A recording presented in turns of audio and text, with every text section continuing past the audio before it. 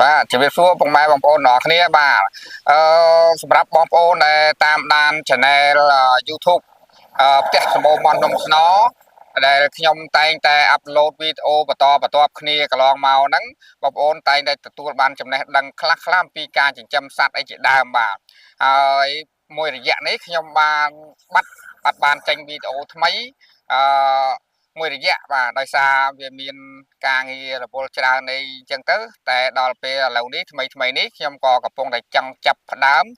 បញ្ចេញឬក៏អាប់ឡូតវីដេអូថ្មីបន្ថែមទៀតបាទហើយបើសិនជាបងប្អូនទាំងអស់គ្នាអឺក្រោយពីមួយរយៈដែលมันបានចេញវីដេអូនេះឥឡូវនេះខាងខ្ញុំនេះមានអឺត្រៀមលក្ខណៈបច្ចេកទេសដូចជាមានមន់មានទាមានកង្កែបមានកដោបអីជាដើមដើម្បីធ្វើការថតជាវីដេអូអាប់ឡូតចែកជូនបងប្អូនទស្សនាបន្តទៀតបាទឥឡូវហ្នឹងភ្លេចប្រាប់បងប្អូនមួយចំណុចទៀតដូចថាឥឡូវបងប្អូនចង់បានពូជដូចខ្ញុំសងៃមានពូជកដោបមានពូជកង្កែបមានពូជមន់ពូជខ្យងបឺអញ្ចឹងជាដើមបាទបើសិនជាបងប្អូនត្រូវការអាចតំណតំណងមកខ្ញុំបានเนาะបាទតាមរយៈលេខទូរស័ព្ទខាងក្រោមវីដេអូឬក៏តាមរយៈ page បាទអាចតំណតំណងបានខ្ញុំនឹង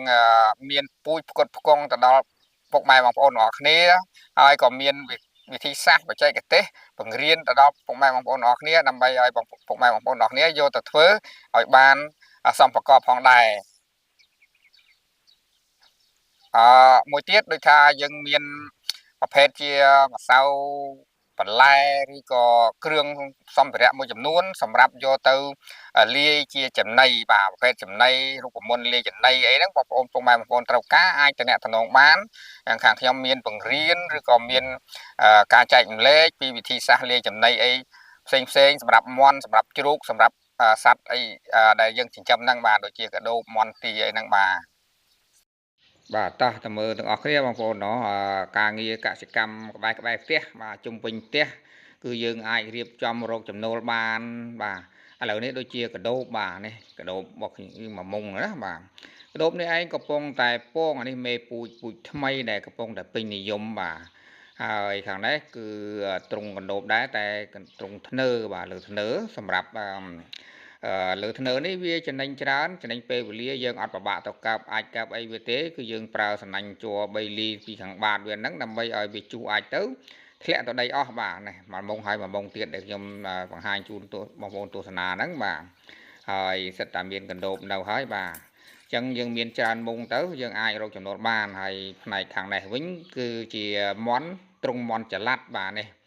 បាទនេះហៅថាទ្រុងចល័តរបស់ខ្ញុំហ្នឹងធ្វើទៅតឹង1ម៉ែត្រកន្លះបាទដោយ3ម៉ែត្រយើងអាចដាក់កូនមន់បានរហូតដល់ទៅ30-40ក្បាលបាទយើងថែទាំលាយចំណីឲ្យស៊ីអញ្ចឹងទៅបាទវាអាចនឹងធំធាត់លឿនធ្វើឲ្យយើងមានចំណូលបានច្រើនផ្នែកដែរបាទមានមន់មានទាមានកណ្ដោបមានកង្កែបអីចឹងទៅបាទហើយនេះមន់រស់នៅផាសុខភាពល្អយើងធ្វើបែបនេះបាទហើយផ្នែកខាងនេះវិញគឺជាប្រភេទកង្កែបបាទនេះកង្កែបបាទ